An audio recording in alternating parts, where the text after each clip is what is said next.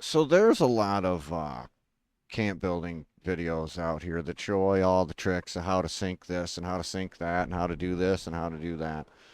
So I'm not going to necessarily get into that on this video. I kind of, there's like a deep request for people that can't go search out for YouTube videos. But what nobody ever does is really explain, besides the cosmetics of it, why they do it, because I mean, you look around here, okay, there's like this vending machine has power, right? But there's no generator, right? The weather machine is working, right? But you can't. It's not here. There isn't a weather machine, you know. And what else didn't you see? There's no camp unit. I don't understand how there's no camp unit here. Well, you can sync. Yeah, a lot of people use the symptomatic. You can also use the alien bed if you have it. Um, and what it allows you to do is to get underneath the map or underneath the surface of the ground. And what it allows you to do is then you can, you can't select things that are above, you can things that are below ground. Like for example, you should be able to you can select like these bushes because they protrude the ground, right? But you can't select something that's above the ground. Like my camp unit used to sit up there. But if you jump up, you can select it when you're up there. So I jumped up, grabbed my camp unit, and then set it down here on the rug that this bed is on. And the reason why I do it is not to hide the camp unit, because obviously there's nothing to that. Enemy spawns at your camp will spawn literally on your fucking camp unit. You can sit at your camp if you have 2 hours of nothing to do someday and sit there at your camp and fucking watch it. They will spawn like some magic fucking bullshit from Todd's asshole right the fuck on top of the camp unit.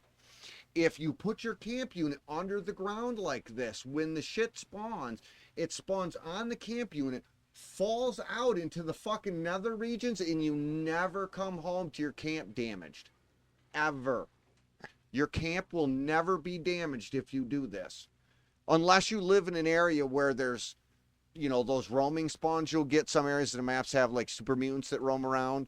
As long as you don't have an area that gives you something like that, this will 100% eliminate the enemies that spawn at your camp explicitly to attack your camp. You could put your weather machine on a generator and bury it. I was going to do something other than the survival tent. I was going to do a vault door, and I was obviously going to put the vending machines in the vault.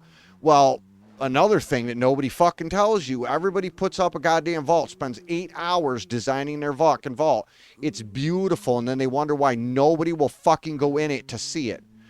Easy. Put a vending machine under the goddamn ground so that your camp shows that it has a vending machine. But there is no fucking vending machine. And then make a sign with words or something that tells people that the vending machine's in the fucking vault. Everybody will go in your vault to see your vending machine and get to see all the shit you spent 8 hours doing, and nobody fucking ever goes in there to see it. Easy fucking trick. Bang. Everybody goes in your fucking vault. Thank you. But I mean, like this dumb big ass base that's on the thing. I mean, I can touch it now because the base is under the ground. But the base looks fucking stupid, right? You just hide the base, and then like this. Actually, I buried this a little bit deeper than I needed to, but I didn't have any need for the shit that's down here to show really. But I can't jump. I don't have marsupial, so I can't jump out. But just so that anybody doesn't have to worry, if you can't, you fall into ether, the game will put you back up here. The game won't put enemies back up here, but it'll put you back up here. So it's easy to get back out of there. So that's some of the things that you can do with being able to do that nobody fucking tells you about. And you can search for how to sync things, but if you can't find a video that details how to do this type of thing specifically, let me know down in the comments, and I'll follow up to this video with another video that explains how to get the shit underneath the ground if you can't figure that out.